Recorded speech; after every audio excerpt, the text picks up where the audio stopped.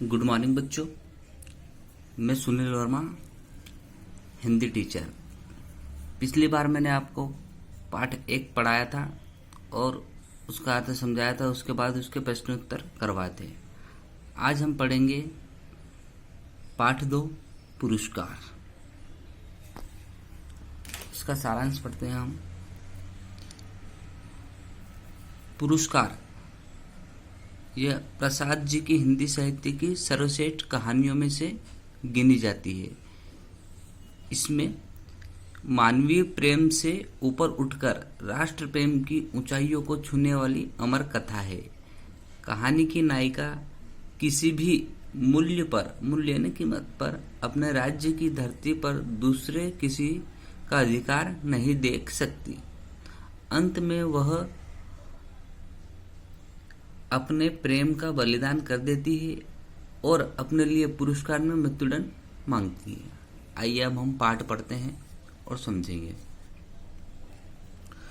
आकाश में काले काले बादल उमड़ घुमड़ रहे थे। पर्वतमाला के अंचल में समतल भूमि से मिट्टी की गंध उठ रही थी। रथों, हाथियों और भीड़ के मध्य महाराज की सवारी बढ़ रही थी। बाजे बजने लगे और कुमारियों ने फूलों की वर्षा की। कौशल का यह उत्सव प्रसिद्ध था। कौशल एक राज्य है ना। एक दिन के लिए महाराज किसान बन इंद्रदेव की पूजा कर हल जोतते थे। दूसरे राज्यों के युवक राजकुमार भी उत्सव में भाग लेते। इस बार मगध का राजकुमार, मगध भी एक राज्य है ना, मगध का राजकुमार अरुण भी अपने रथ पर बैठा देख रहा था। बीजों का थाल लिए खेत की स्वामिनी कुमारी मधुलिका महाराज के साथ थी।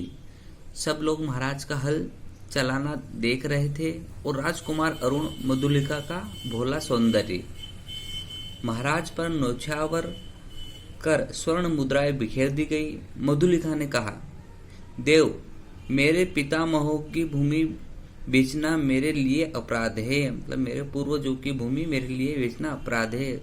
उसने अपनी भूमि नहीं बेची। तो वृद्ध मंत्री ने कहा ना, वृद्ध बूढ़े मंत्री ने कहा, अबोध, क्या कह रही हो? राजा की कृपा का तिरस्कार?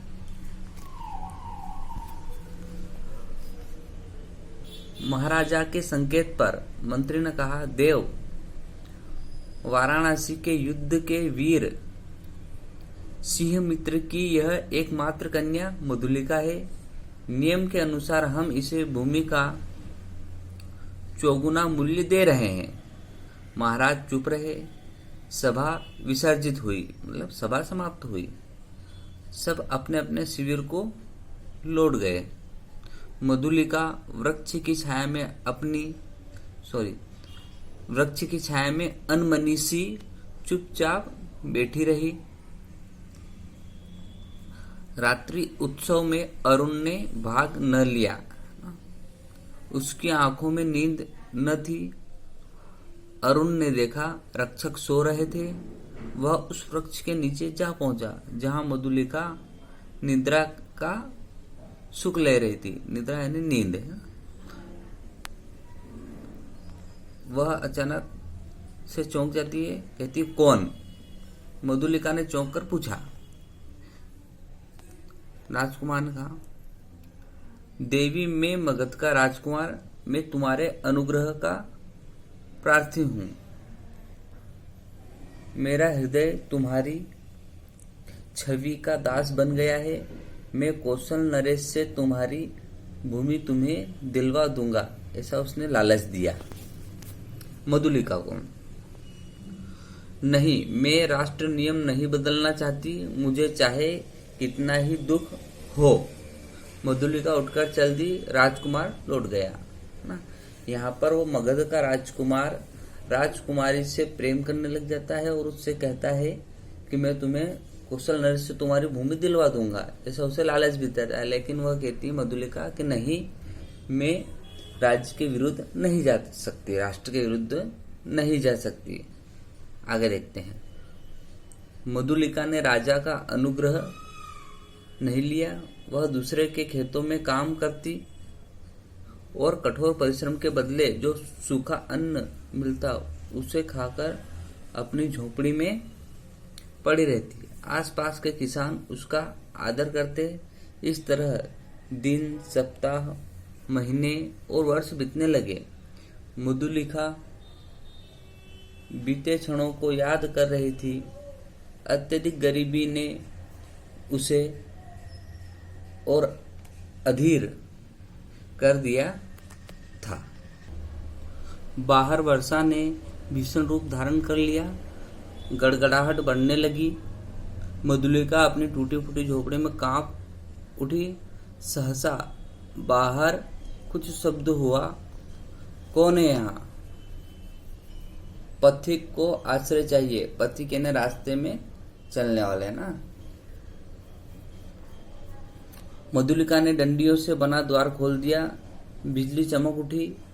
उसने देखा एक पुरुष घोड़े पर सवार है। वह चिल्ला उठी, राजकुमार! वह राजकुमार ही था ना। मधुलिका आश्चर्य से युवक ने कहा, तुम्हारी यह दशा? मधुलिका बोल उठी, और आज आपकी यह हालत? राजकुमार ने कहा, मैं मगध का विद्रोही निकाला गया राजकुमार, कौशल में जीविका खोजने आया हूं। स्वागत है। शीतलहर की कोहरे से घिरी चांदनी में बैठे अरुण और मधुलिका परस्पर बात कर रहे थे। इतनी गरीबी में इतने सैनिक साथ रखने की क्या आवश्यकता है? मैं अपने बाहुबल से नया राज्य बनाऊंगा, ऐसा राजकुमार ने कहा। मधुलिका कहती है, ओह, तो तुम्हारा उत्साह कम नहीं हुआ? तुम्हारी इच्छा हो तो मैं प्राणों की बाजी लगाकर तुम्हें कौशल के सिंहासन पर अपने रानी के रूप में बिठा दूं, ऐसा राजकुमार ने कहा। मधुलिका कांप उठी। क्या यह सत्य है? मधुलिका, कौशल नरेश तुम्हारे लिए चिंतित है।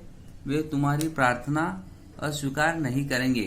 कौशल के सेनापति अधिकांश सैनिक लेकर दस्युनाश के लिए बहुत दूर गए हैं, अरुण ने समझाया। मधुलिका कहती है, जो कहोगे वही करूंगी, मधुलिका ने कहा। सेकंड पार्ट पढ़ते हैं इसका। कौशल नरेश के दरबार में आकर मधुलिका बोली ना। सेकंड पार्ट में अब मतलब वह मधुलिका उसके राजकुमार की बातों में आ गई है। तो अब देखते हैं हम कि आगे क्या होता है। कौशल नरेश के दरबार में आकर मधुलिका बोली, देव, 3 बरस हुए मेरी भूमि ले ली गई थी। ओह, तो उसका मूल्य मांगने आई हो? नहीं, दक्षिणी नाले के समीप उतनी ही जंगली भूमि दे दें, मैं अपनी खेती वहीं करूंगी। वह भूमि उबड़ खाबड़ है, पर दुर्ग के समीप होने से सैनिक महत्व रखती है। मधुलिका कहती है, तो मैं लौट जाऊं?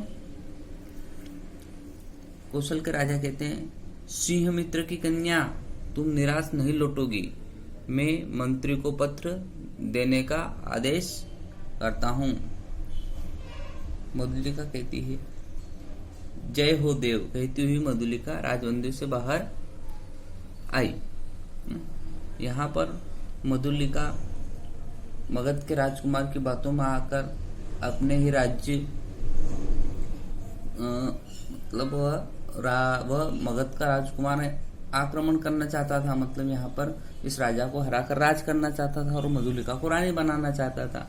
तो उसने उसे अपनी बातों में मिला लिया और दुर्ग के पास की जमीन लेने को ऐसा कहा था। मतलब इससे ऐसा पता चलता है ताकि वह आक्रमण जल्दी कर सके। दुर्ग के आगे बढ़ते हैं हम। दुर्ग के दक्षिण नाले पर झाड़ियां काटकर मधुलिका का खेत बन रहा था। अरुण के आदमी वहां सर्वत्र घूमते। एक दिन अरुण ने कहा, आज रात के तीसरे पहर मेरी विजय यात्रा होगी, मैं मगध का राजा बनूंगा। आज रात झोपड़ी में बिताओ, कल से तो राज मंदिर में तुम्हारा निवास होगा। मधुलिका उठ खड़ी हुई, झोपड़ी की ओर बढ़ती हुई वह सोचने लगी, मगध कौशल का शत्रु है, शत्रु की विजय। नरेश ने क्या कहा था? वह वीर सिंह मित्र कन्या है। नहीं नहीं, वह पुकार उठी। रात का पहला पहर बीत चुका था। वह राह पर खड़ी थी। लगभग 100 अश्वारोही मतलब घुड़सवार, घोड़े पे सवार चले आ रहे थे। आगे आगे सेनापति थे। वे बोले, कौन है तू? मधुलिका ने कहा, मैं अपराधी हूं, मुझे पकड़ लो। क्या है, साफ बता। मधुलिका कहती है, आज रात श्रावस्ती दुर्ग पर दक्षिणी नाले के पास से आक्रमण होगा। किला शत्रुओं के हाथ होगा। क्या कह रही हो? सेनापति ने चौंक कर कहा। मैं सत्य कह रही हूँ, शीघ्र चलो, ऐसा मधुलिका ने कहा। सेनापति ने 80 सैनिकों को दक्षिणी नाले के ओर बढ़ने की आज्ञा दी और मधुलिका को साथ लेकर स्वयं दुर्ग की ओर बढ़ गए। अश्वारोहियों को आते देख प्रहरी चौंक गए। उन्होंने सेनापति को पहचाना। श्रावस्ती दुर्ग का द्वार खुला। सेनापति ने पूछा, दुर्ग में कितने सैनिक होंगे? सेनापति की जय हो। 200। बिना आवाज किए उन्हें दुर्ग के दक्षिण नाले की ओर ले चलो। सेनापति ने मधुलिका को पीछे आने का संकेत किया और राज मंदिर की ओर बढ़े। महाराजा के पास जाकर बोले, क्षमा हो देव, इसी स्त्री के कारण मुझे इस समय यहाँ आना पड़ा। महाराज ने कहा, सिंह मित्र की कन्या, तुम्हें तो दक्षिणी नाले के समीप भूमि दे दी गई थी। देव, किसी गुप्त शत्रु ने आज रात दुर्ग पर अधिकार करने का प्रबंध किया है। इस स्त्री ने यह संदेश दिया है। महाराज ने पूछा, मधुलिका, क्या यह सत्य है? हाँ महाराज, वह बोली। तुमने सूचना देकर पुरस्कार का काम किया है, महाराज ने कहा। अब इसका तीसरा पार्ट हम पढ़ेंगे। राजकुमार अरुण अपने साथियों के साथ पकड़ा गया। बंदी अरुण को देखते ही जनता रोष से चिल्लाई, प्राण दंड, प्राण दंड। राजा ने सहमति दी। मधुलिका बुलाई गई और उससे कहा, तुम्हें जो पुरस्कार लेना हो मांग लो। वह चुप रही। राजा ने कहा, मेरी अपनी जितनी खेती है मैं सब तुम्हें देता हूँ। मधुलिका ने बंदी अरुण की ओर देखा और कहा, मुझे कुछ नहीं चाहिए। अरुण हंस पड़ा। राजा ने कहा, नहीं, मैं तुम्हें अवश्य दूंगा, मांग लो तो मुझे भी प्राण दंड मिले। कहती हुई वह बंदी अरुण के पास जा खड़ी हुई। तो हमने ये पाठ पढ़ लिया है। इस पाठ से हमें ये शिक्षा मिलती है कि चाहे हमारा शत्रु हमें कितना भी लालच क्यों ना दे, है ना, कितना भी पैसा क्यों ना दे, लेकिन हमें हमारे देश राष्ट्र के साथ गद्दारी नहीं करना चाहिए। इसी प्रकार हमने पाठ में पढ़ा कि मधुलिका भी उसके प्रेम में आ जाती है, लेकिन अपने प्रेम का वह बलिदान कर देती है और राजकुमार के साथ वह भी मृत्युदंड मांग लेती है। वह समझती है कि मैंने पहले अरुण की बातों में आकर वह जमीन खरीदी थी और खरीदी नहीं थी, उससे ली थी ना राजा से, तो राजा ने उसे दे दी थी। वहां पर वह जमीन उसने अरुण के आक्रमण करने की दृष्टि से ली थी, पर वह उसे बाद में पता चला कि मैं अपने देश के साथ गद्दारी कर रही हूँ, यह राष्ट्रद्रोह होगा, तो वह यह सब नहीं देख सकती थी। अपने राज्य में किसी और का अधिकार, उसने राजा से जाकर उसके सेनापति सारी बात बताई और अपनी गलती स्वीकारी तथा अपने राष्ट्र खातिर अपने प्रेम का बलिदान कर दिया। धन्यवाद।